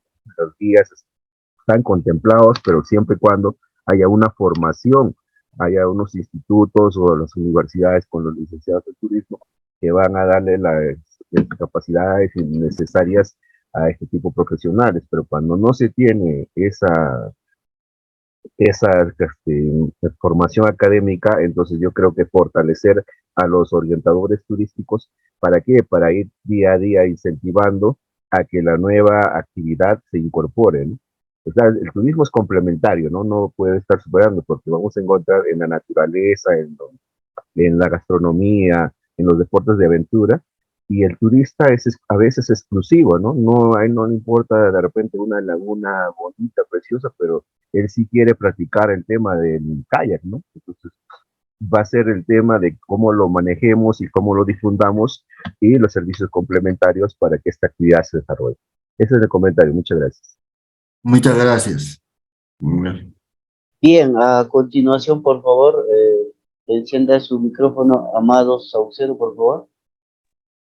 De ser posible su... Buenas noches, ¿me escuchan? Sí, Adelante, sí, doctor. sí. Justamente. Tengan el saludo de Cajamarca, de la comunidad campesina Michiquillay, para felicitar al ponente porque ha sido bastante claro en comunicarnos sobre lo las comunidades y también un poco sobre la agricultura. Yo quiero centrarme acá en este tema. Nosotros acá en Cajamarca tenemos el turismo vivencial a partir del manejo del agua. Nosotros hemos trabajado lo que es la siembra y cosecha de agua acá en Cajamarca y a partir de allí se ha incrementado la producción agrícola, la producción pecuaria, y eso ya se ha vuelto un lugar turístico para que mucha gente lo visite a estas familias con la finalidad de copiar su tecnología. Entonces, la pregunta que le hago al ponente es, ¿cómo haríamos para tener promotores turísticos rurales? Porque no hay en ese campo todavía este tipo de profesionales para orientar y promocionar este tipo de trabajo que estamos realizando. Si ustedes gustan, yo les puedo compartir un videíto de 5 minutos para sobre eso, de repente, tener comentarios, tener observaciones o algunas propuestas. Eso era mi participación. Muchas gracias. Estimado Mariano, no sé si aún permitimos, hay dos participaciones. Está bien, Guido, está muy bien. Encienda su cámara y audio, por favor, Caterine Brenda, por favor.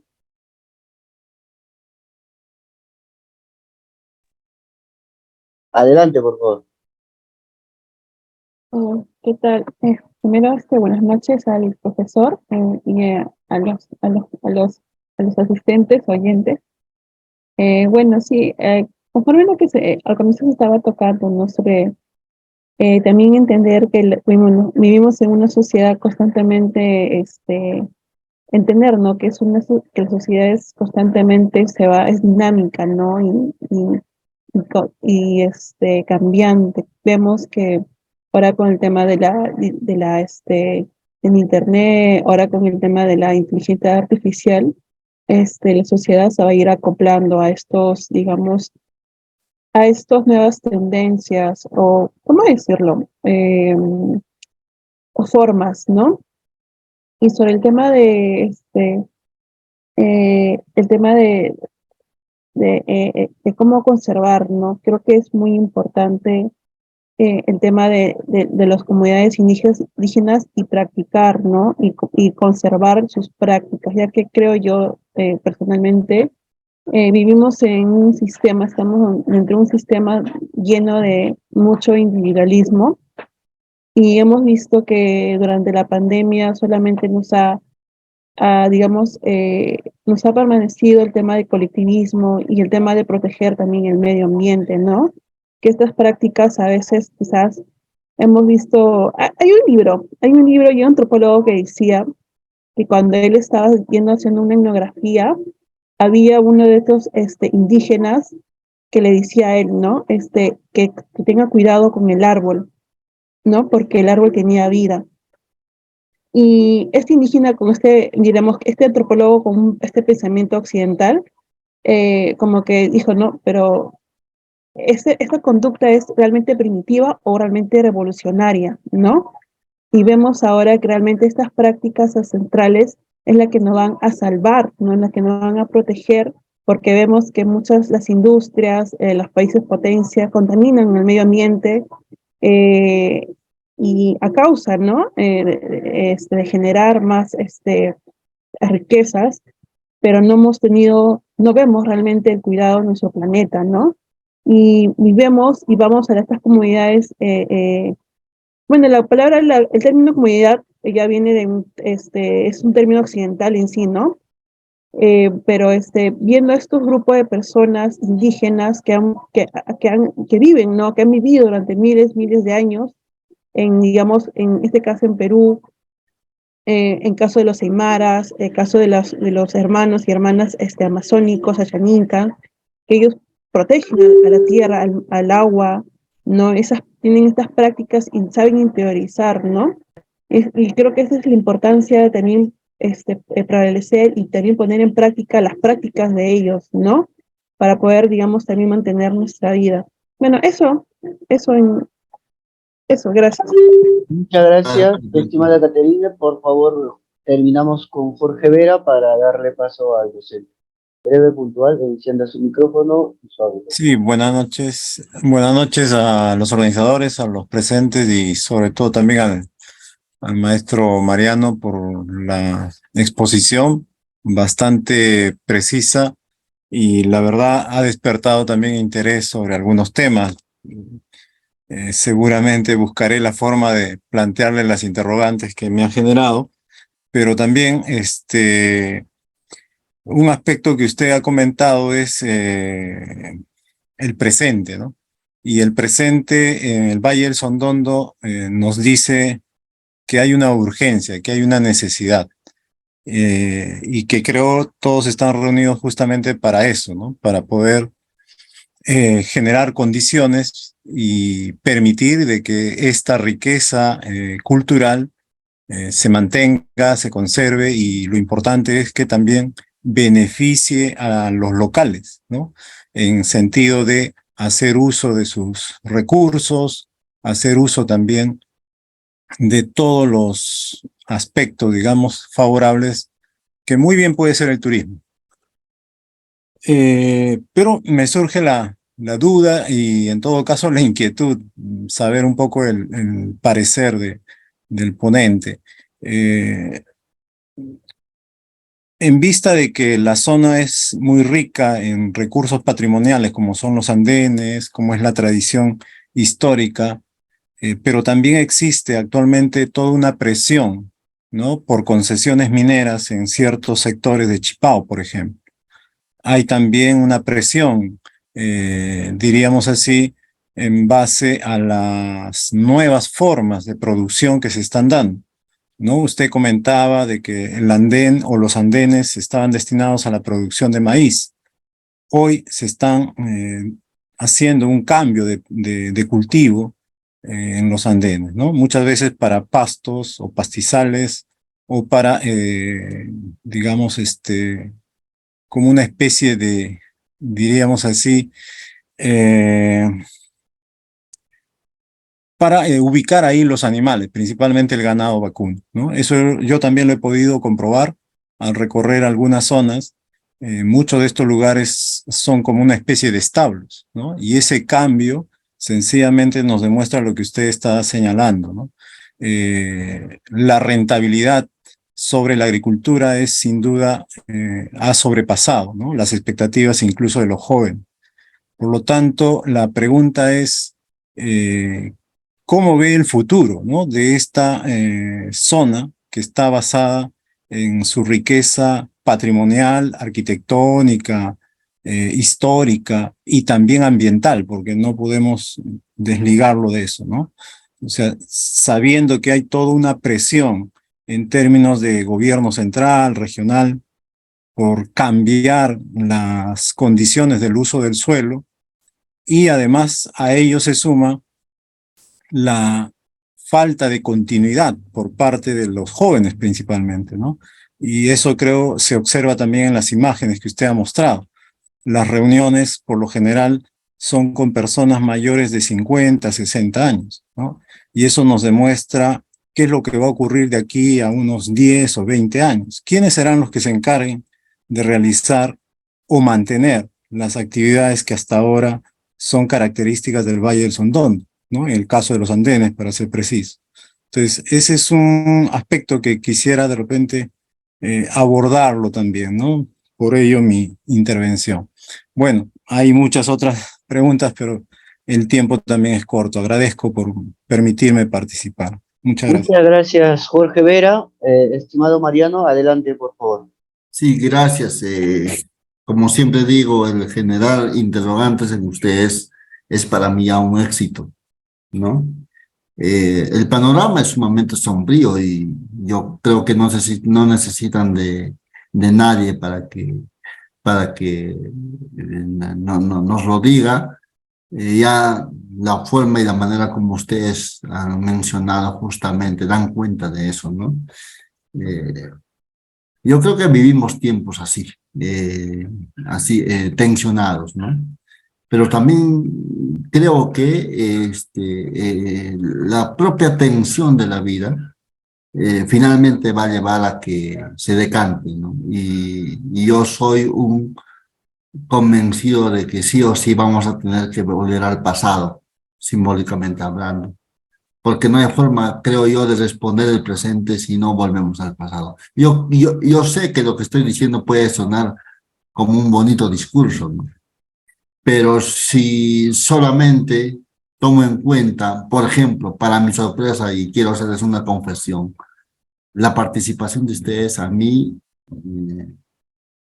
no solamente me alegra, sino me satisface, porque, y más aún cuando veo participantes de Cajamarca o de Puno o de Cusco, porque la verdad yo pensé que el público a quien iba a hablar eso era solamente público Ayacucho y no, entonces me doy cuenta de que hay mucho interés y mucha preocupación de gente como ustedes que están no solamente impulsando esto, sino preocupados también por cómo llevar adelante. Yo creo que necesitamos seguir insistiendo, trabajando. Yo creo que es clave el tema de la organización. Y lo que digo es que no necesariamente eh, eh, promoviendo cosas que vengan de nosotros, sino más bien de la propia experiencia de la gente. Porque les vuelvo a decir, todo lo que yo he hablado finalmente es la versión de la gente, no es otra cosa. Y por eso digo que eso debe ser ya, de por sí ya es un capital. Por ejemplo, la existencia de promotores culturales natos, que sin ser promotores de turismo, sin ser antropólogos, sin haberse formado en cosas de este tipo, de por sí están preocupados. Al mismo tiempo advierto una distancia entre los políticos que finalmente llegan a ocupar cargos públicos y estas cosas que estamos dando cuenta. Y quiero llamar la atención, y creo que es una tarea nuestra de insistir, de que los paisajes culturales no deben ser vistas solamente como con fines turísticos. No, eso yo creo que si el turismo es nuestro norte, yo creo que una inadecuada estrategia es pensar el turismo, perdón, pensar el paisaje cultural como en función del turismo. No, yo reivindico que el paisaje cultural es lo que es, en la medida en que permite vivir a la gente. O sea, la gente, el paisaje cultural lo está gestionando cotidianamente. No es una cosa ajena a la vida de la gente, forma parte de la vida de la gente, las plantas, los animales, los ríos, los andenes, pero también las carreteras, pero también el agua potable, pero también la iglesia evangélica, pero también las fiestas, como también los restaurantes, los hoteles. O sea, también todas esas cosas hay que tomar en cuenta. Y la primera participación que llamaba la atención en esto de cómo finalmente la cultura termina mercantilizándose, justamente es consecuencia de la manera de cómo hemos entendido la cultura, en los términos de una supuesta originalidad que les digo nunca existió, nunca existió. La originalidad, en mi opinión, forma parte de una época de la historia del Perú que llamamos los antropólogos o los historiadores como el indigenismo. Los indigenistas, con toda la buena voluntad, en el ánimo de incluir en las ideas de nación a los indígenas, terminaron inventando unos mundos que ahora sabemos no existían. Y entonces los de los Uros, o en Cusco mismo, ¿no? Lo que hace la población es hacer lo que hace, ofrecer al turista lo que supuestamente el turista quiere o espera. Y como dijeron, pues el turista nunca es tonto. Y el turista sabe que finalmente lo que se está ofreciendo antes que cultura es sencillamente folclore y es lo que no debemos hacer, ¿no? Y en el ánimo de un poco distender nuestros ánimos y tal vez en el ánimo también de quedarnos o intentar que ustedes se queden con esto de que el presente está lleno del pasado. Quería yo pues compartir con ustedes un videíto, creo que es simpático y les va a gustar. ¿Les parece? ¿Está bien, Guido? Adelante, A ver si va a funcionar. Ya voy a compartir la pantalla, pero ya les voy contando ya. Les contaba que yo me topé de pura casualidad con la celebración de un Wasi Hispi, techada de casa Wasi Wasi. Y hay un ritual en donde tiene que ver con la visita de los compadres, ¿no? Y lo que vamos a ver es justamente el momento de la llegada de los compadres a la casa y la manera de cómo los dueños de la casa reciben a los compadres. A ver si funciona. ¿Se escucha? Guido, ¿se mira, se escucha? Se puede visibilizar, pero no se escucha. A ver si puede aumentar el... A ver, voy a ver.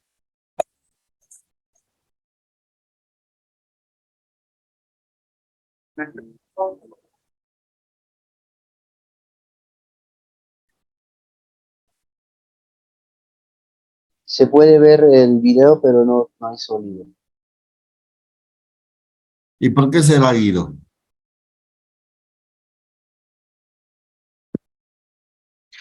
Al compartir en el Zoom hay una opción donde dice también compartir sonido.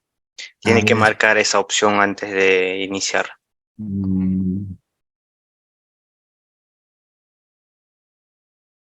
Compartir sonido, dice. Cierre y nuevamente pon a compartir, ahí le va a aparecer la opción. A ver.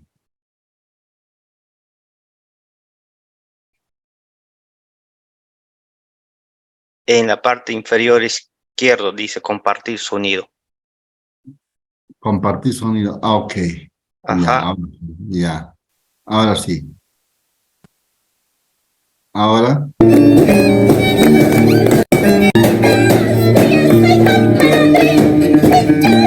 ¿Se escucha, Guido? Sí, adelante. Te escucho.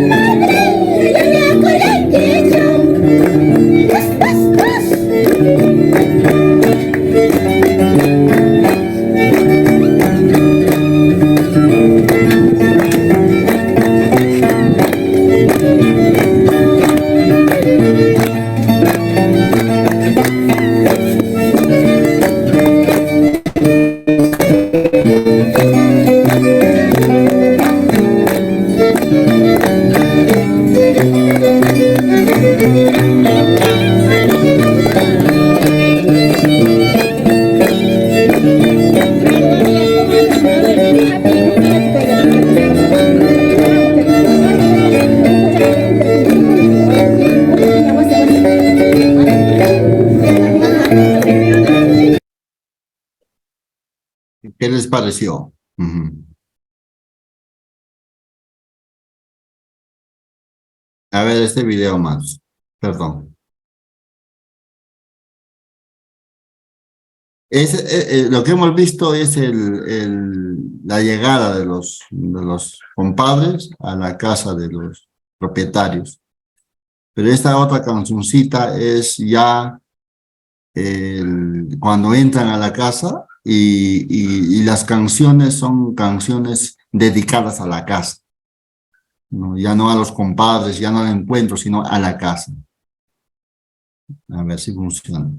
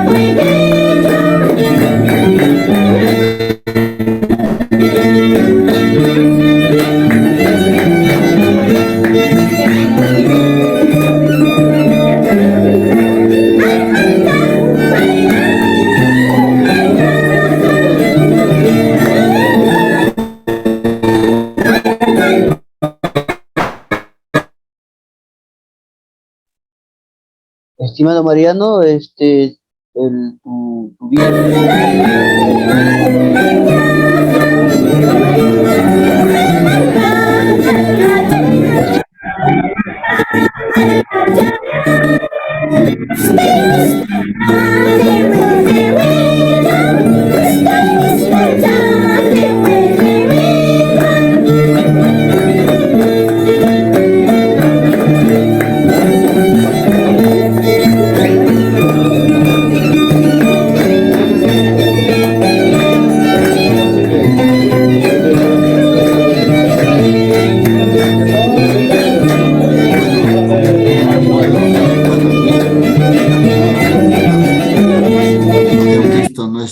actuación.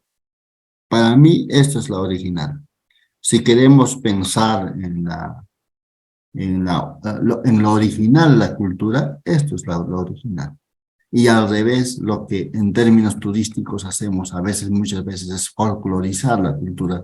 Y eso para mí es un craso error. Otra cosa, en el video, toda imagen está lleno de detalles. Y lo que los antropólogos hacemos para entender la cultura es fijarnos y captar los detalles, ¿no? Y si hacemos un registro de los detalles, nos vamos a dar cuenta que en estos rituales hay presencia del pasado, como también presencia de cosas del presente. Por ejemplo, las canciones son íntegramente en quechua, ¿no? Han visto, por ejemplo, que en un momento hay unas señoras especializadas en repartir entre los invitados chicha. Claro, no se lo han dado cuenta, son 3 tipos de chicha. Chicha de maíz, chicha morada, chicha de jora y chicha de maní, chicha blanca, que lo decimos acá. Esa zona no produce maíz, el maíz viene de la selva. Y ahí notamos lo que les decía, la interculturalidad de hecho. Como también la presencia de la cruz. La cruz es un elemento cristiano, católico, occidental. Bueno, también dicen que ya en el mundo andino había nociones de la cruz, está bien, pero lo que yo sé, lo que entiendo es que en este caso la cruz representa a Dios y es la cruz que se va a colocar en un lugar importante de la casa. Entonces, esta no es una performance, no es una actuación, no es una cosa con la cual yo influí para que se haga, sino que es la mera naturalidad y creo que es la manera de cómo hay que trabajar la cultura y por ende la gestión cultural. Tengo más videos, tal vez la próxima clase pueda seguir compartiendo con ustedes.